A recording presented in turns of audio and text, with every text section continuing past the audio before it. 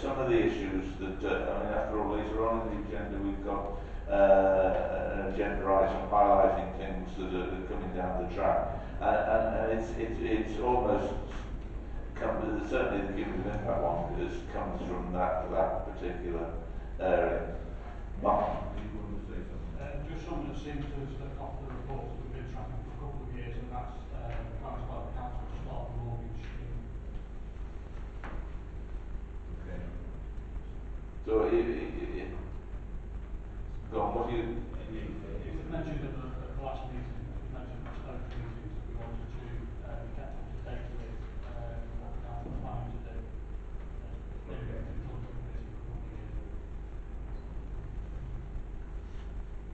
Okay. Yeah.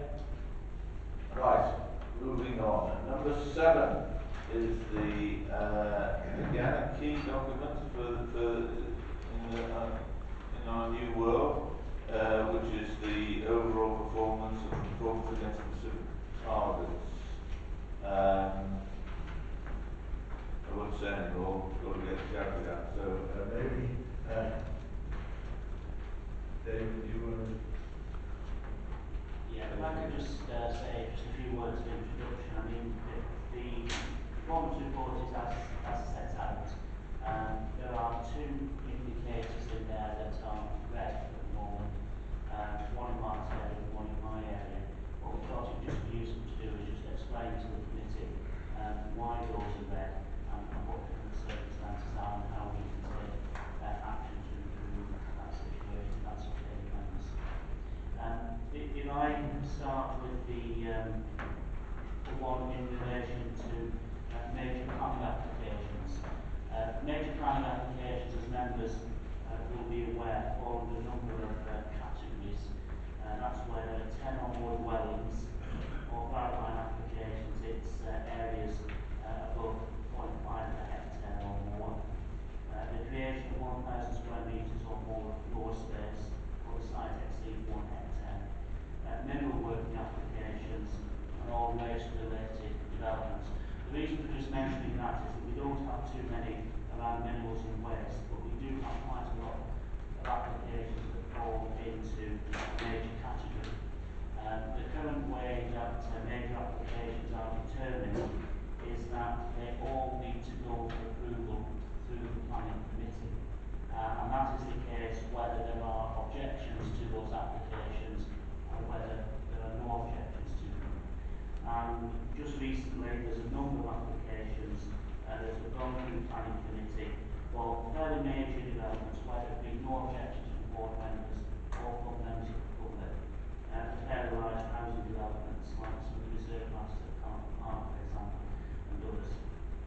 And because we have to put all of these major applications through planning committee, that does have some impact on the timescales that we're working with. And hence this performance indicator is at 42% at the moment rather than the target of 60%.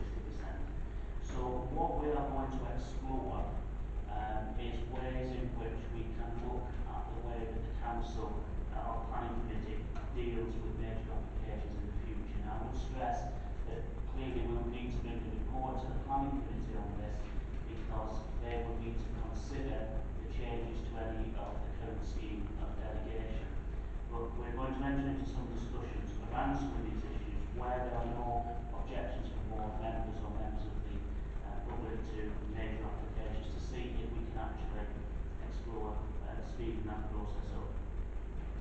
The second thing just to say is that we have recently had 2 senior members of staff leave us for other posts elsewhere, and we're just currently in the process of filling those posts within the planning team. So we've been a little bit down on the capacity to process the applications, and that's also had an impact on the target. I did check yesterday on our most up-to-date performance, and I can say to members that currently we do now stand at 50% in terms of the major applications, so we have seen some improvement since the report was drafted. And what we're now hopeful of, by looking at the scheme of delegation and also by recruiting 2 further staff members to the team, that we'll be able to further improve performance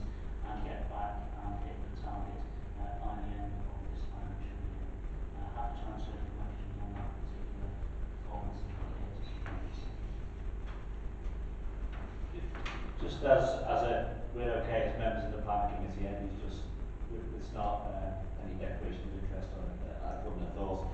But we did have an informal debate after a planning training session about some of the issues.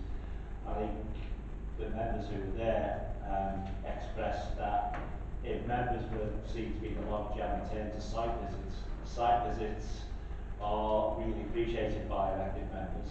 So the cycle of the planning, the journey the planning application goes on, should either assume or take into account the fact that there may well be a site visit. And indeed, it may be predictive, and if an application, in a professional judgment, good example, Tesco's in Wallasey Village, Pity obviously going to be a site visit at some point. Why didn't we pre-plan it and say, look, this is going to be contentious, let's put that in the cycle rather than have to wait. So then we had the site visit, and then one of the reasons was possibly that we could only then get back to planning committee when it was in the cycle of the planning committee.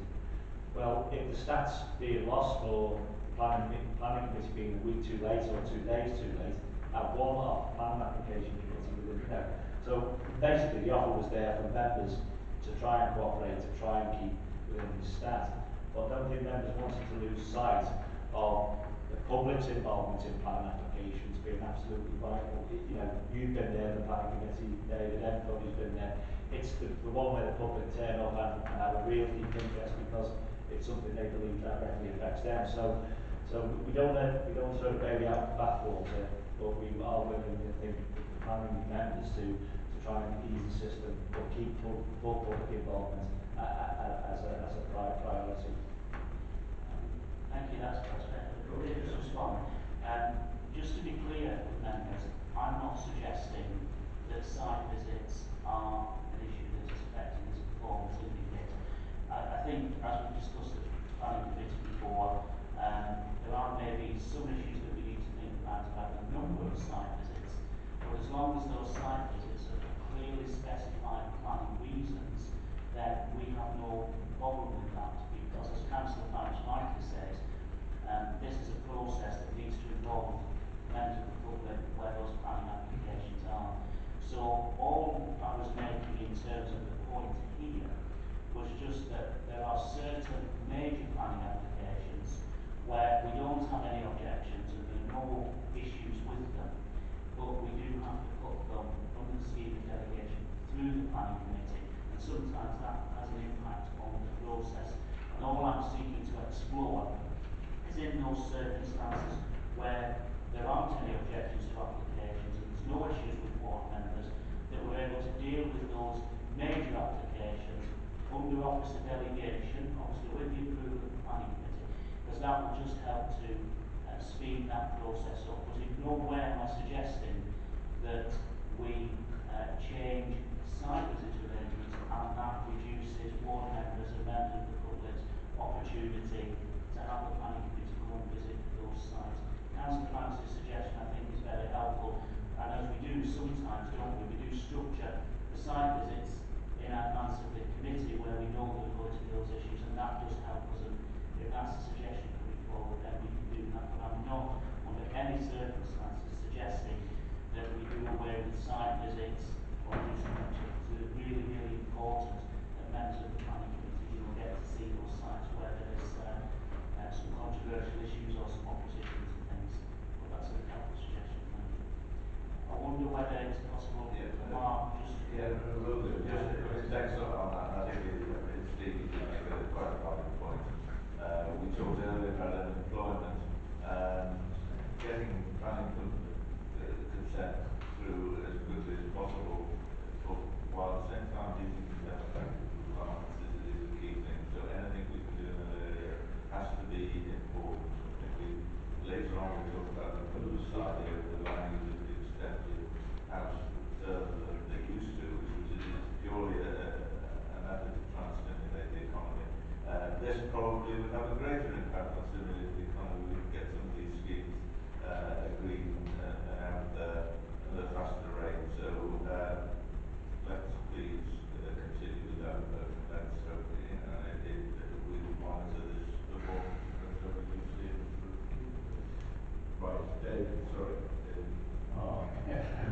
Yeah, thank you, Chair.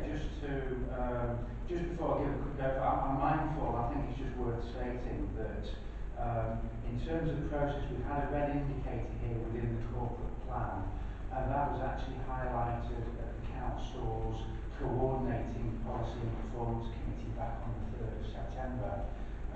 So obviously there's been quite an extensive debate and discussion there, and certainly from an officer's point of view, you know, the debate at that, obviously at that very high level by members has certainly sent a very clear message back to officers that, you know, the council is certainly taking performance indicators and performance within the corporate plan very seriously. So really just in terms of a quick overview then, so members will be aware that there have been significant changes in the street cleansing service over the past few months as part of that street cleansing budget option to reduce the cost of the service by £1 million.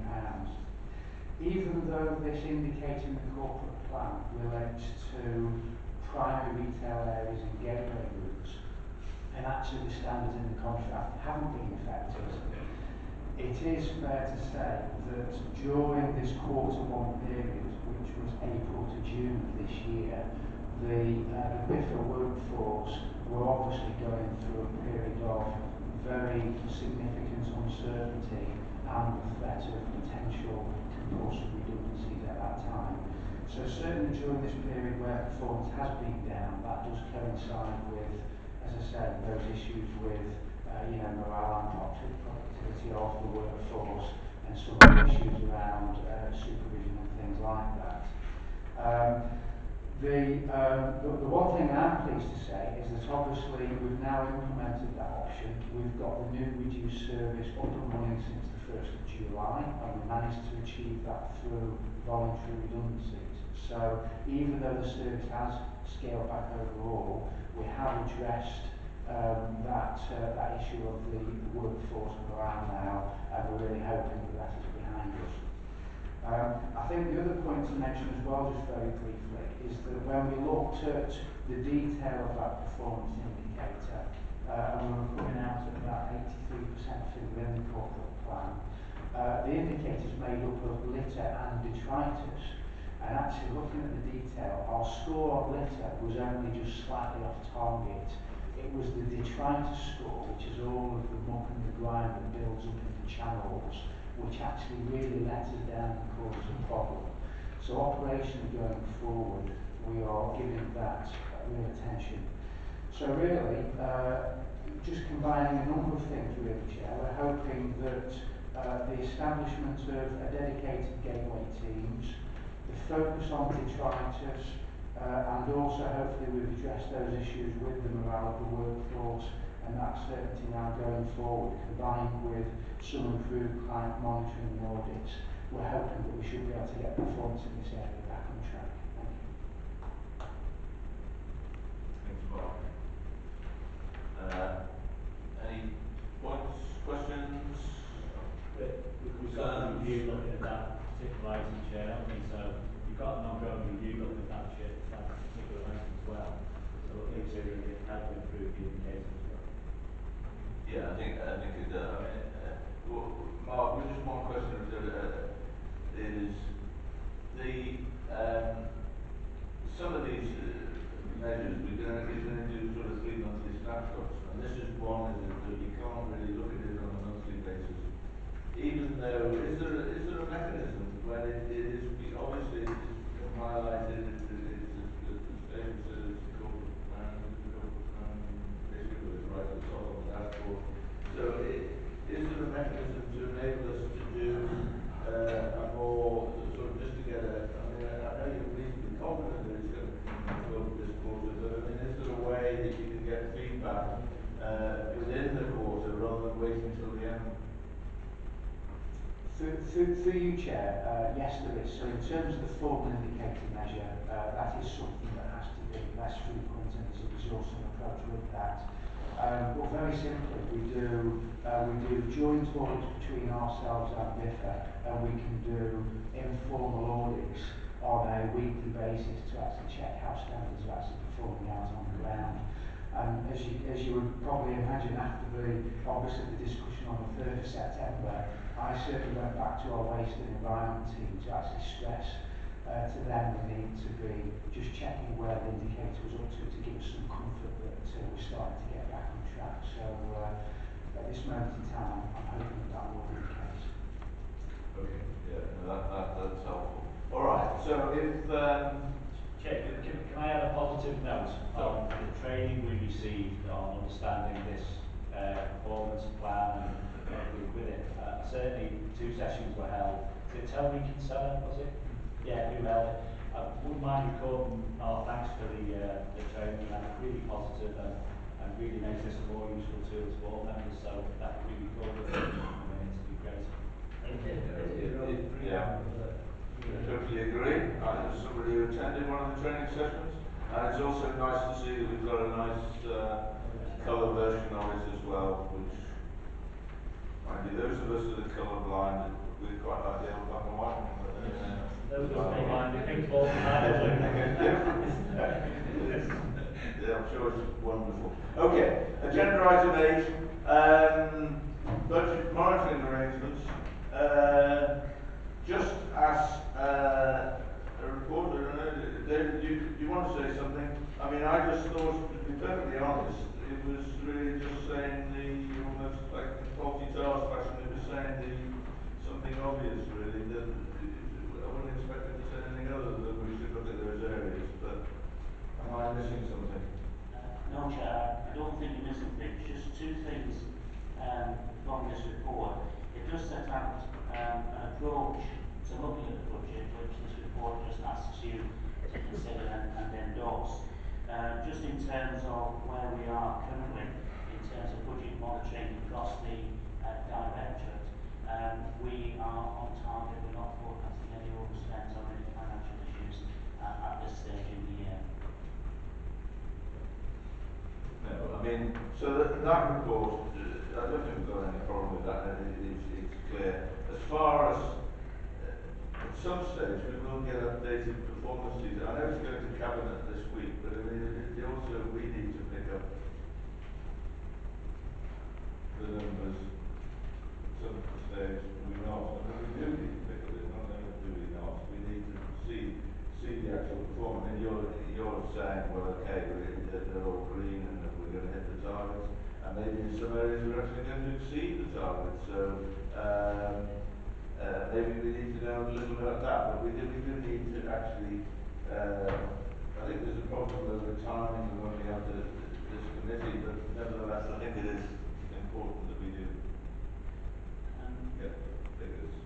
Yeah, I think my understanding, Chair, I may stand corrected on this, but in terms of the report here, at paragraph 2.3, we've drawn attention to the Policy and Performance Coordinating Committee on the 3rd of September, which looked at the most recent revenue and capital monitoring reports. And what we've done there is we've put a link to those reports into this report, rather than republishing everything in the paper that involves. So I think my understanding is that members would look at that link, see all the information there about this particular Directorate, and it would be for you, if you feel that there's any issues there, any clarification you need, or any questions you want to ask on the financial performance this year, to do that at this meeting of the committee. And then, as I understand it, there'll be regular monitoring, so when this committee next meets, whatever the latest monitoring is, you'll have an opportunity to look at all of that beforehand, and then obviously you can raise any questions that you've got around any specifics with Mark and myself and the members there. That's my understanding. Thanks for that, David. I mean, I look at the cabinet, which maybe we're not allowed to talk about until they've met on Thursday, but there's a Regeneration, a very helpful section in there showing which is, as you rightly point out, it's showing quite a good performance. Is there any reason why that section, which is only a couple of pages, couldn't actually be included in the agenda? Michelle. Chair, just to say, following the debate at the Policy Performance Coordinating Committee, there's been an agreement that we'll do, we'll add that information to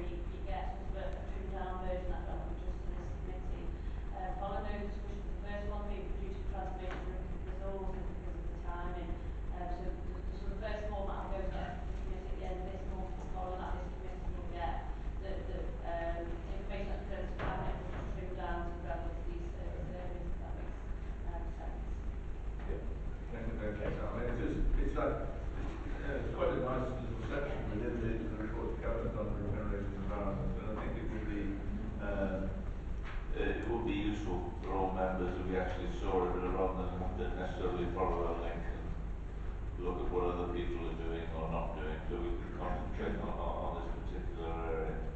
Okay, any other than that, any other points, comments? Right, 15 minutes ago, so we're going to race through the remaining items. Agenda item 9 is something that I was just, earlier, the last meeting I said there should be some items we don't discuss, and I thought this was one of them, from my point of view. Somebody's bound to ask me a question now as a result of that, but I was in favour of, I don't know what, I forgot what we're supposed to do, we're just supposed to approve it, recommend, notice. Yeah, just very briefly, Chair, this is just a report for noting, and it just tells you about the exercise of delegated authority by the Strategic Director for Regeneration Environment in relation to two matters. The first is some tenders in relation to keeping the former housing market fuel sites clean and tidy, and the second is in relation to some work around the strategic housing market assessment work that's necessary to be completed. So, because they're over the levels, we just need to report it to you for noting, but it has been acted under delegated authority by the strategic director. Okay. All in favour? Right. And the next item is going to 10 now. We are. Is remind myself what 10 is. 10 is to do with. Item 10 is just a policy update. So what this report does is just set out for you things that are coming forward in the regeneration and environment field. It really just gives you a heads up on those developments. It gives you the opportunity to ask any questions or comment on those, or just to be aware of those things. And we just ask you to note that report. Thank you. Yeah, thanks, David. I think it's very useful. I was interested. I think very interested that we touched on. I think Mark mentioned it earlier. The Help to Buy scheme. There's some concern, well, not concern, but the government may be next year supposed to be extended to all house purchases. But the government may be having second thoughts about that because they think to prevent a housing boom. I think, we talked about the fire service earlier, if there's anything that we should be sending a message to Whitehall is that maybe it should be curtailed in London and other parts of the South East, but in Merseyside, I think the Help to Buy scheme would be extremely useful and should be extended to all house purchases, and I don't no real evidence that we've got a significant housing boom at the moment. So there's a hint if somebody wants to make a proposal. Right. Chair, a housing bubble. We need to build more affordable homes, Chair. That's what the issue is.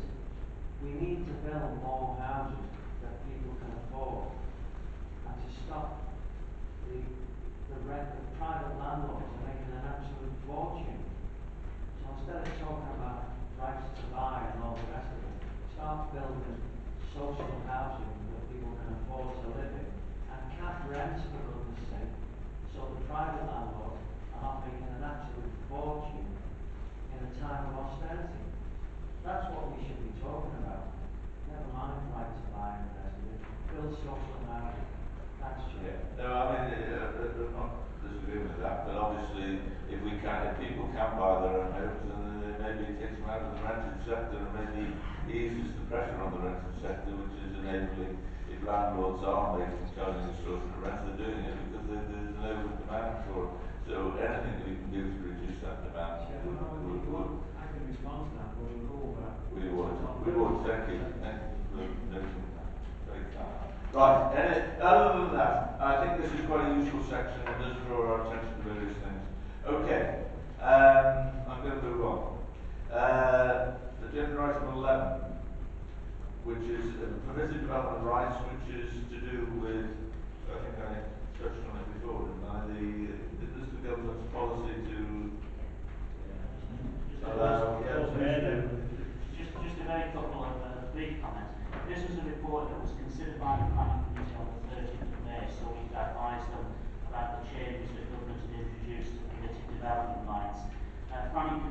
once they considered that, noted the contents of the report, which was a factual report on the changes, but they just wanted to refer this particular report to this committee so that you were aware of those changes, because they are fairly significant, but just to get you to note that report.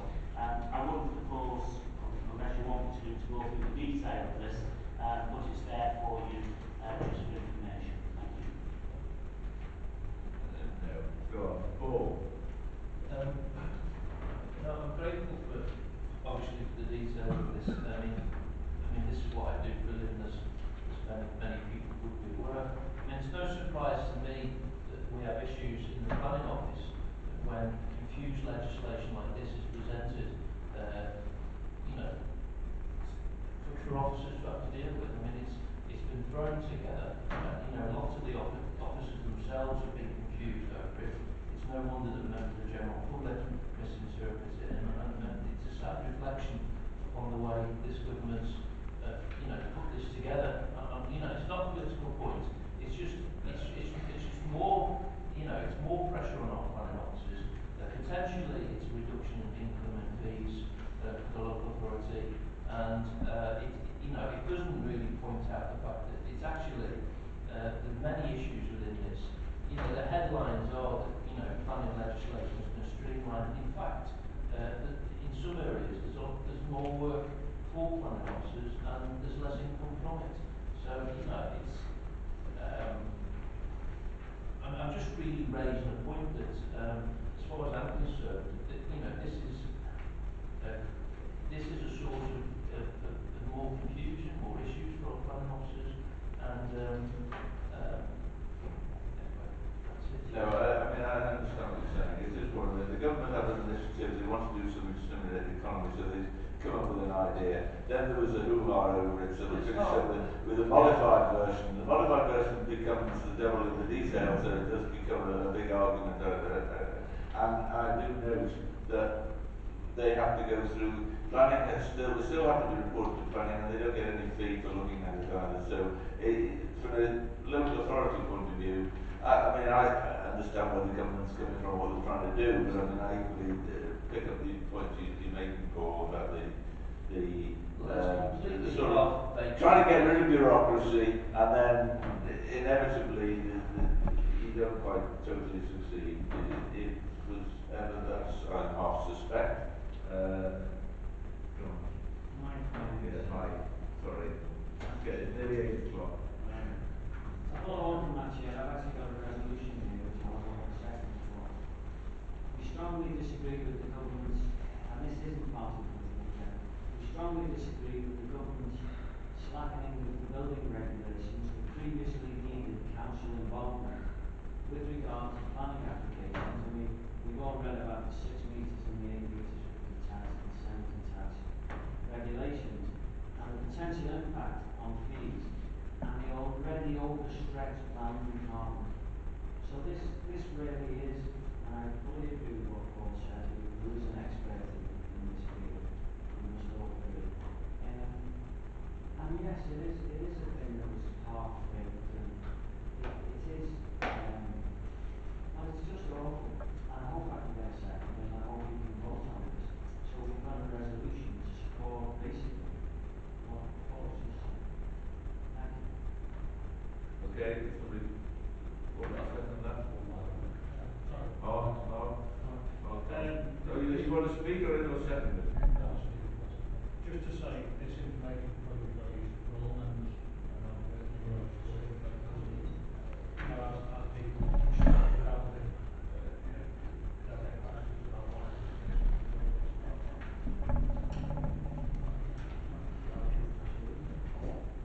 Right, go on. Chair, Is somebody going to... I'm going to second it, and then I'm going to just speak because I was a member of the planning committee that didn't feel as a quasi-judicial committee, its job is simply interpret and deliver planning applications with the current legislation. We didn't feel it was its place, and I think other members will confirm that. So what we intended to do was to actually get this out into the wider council debate through either the scrutiny committee and or cabinet, and hopefully it is here, and now we can make an opinion of it. And I think Mike's opinion on it fits the mood of everyone involved, even at developers. I think we've heard someone in the trade sort of talking from their point of view. It is a recipe for confusion, disaster.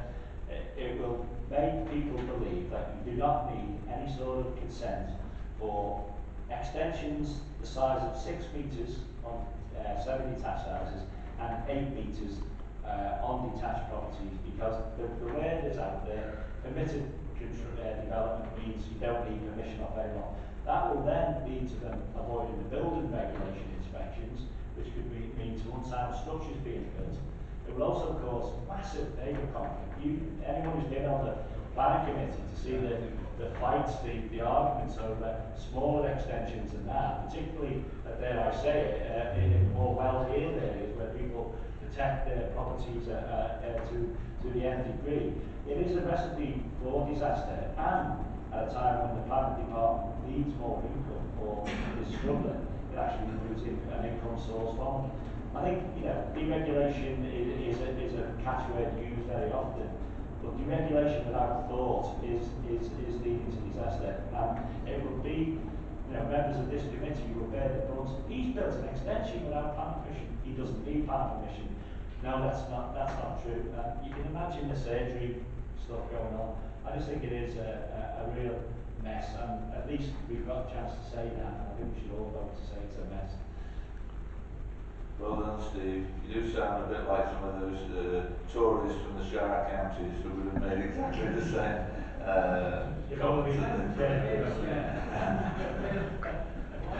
comments as that. But anyway, Karen, Chair, I mean, again, my point is that the legislation that the government has brought in, half-baked legislation, ill-thought legislation, it's just the increased workload on officers and the confusion that it's causing with the general public and with developers at a time when we're trying to create jobs and pass planning applications through, and it's just brought about confusion.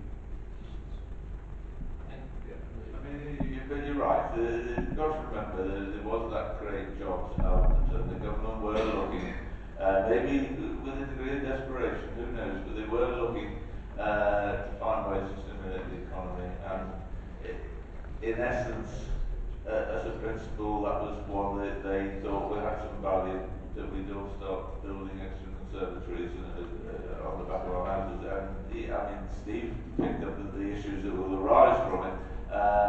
But let's not lose sight, come back to the unemployment issue, let's not lose sight of the need to try and, as all parties say, to stimulate the economy and to get things moving forward. But Chair, what this legislation brings about, you could actually, build. I know what you're saying. You're suggesting. Well, you could have a McDonald's in Barlston Village in an agricultural building. According to this, you could convert offices in the town centre to accommodation, which this, the planning committee turned down an application not so long ago. So it's absolute confusion. It's nonsense, and I think this committee should, make it speak its feeling known, whether it's Mike's wording or someone seconds. I don't want to second it because of what I do for the I'll second it.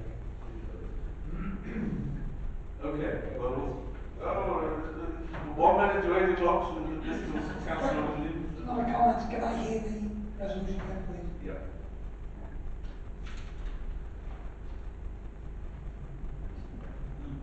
Thanks, Chair.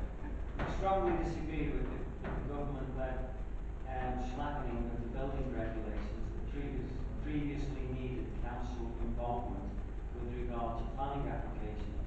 I've got in there the 6 metres and the 8 metres, which appertain to the semi-detached and detached regulations, and the potential impact on fees and the already overstretched planning department.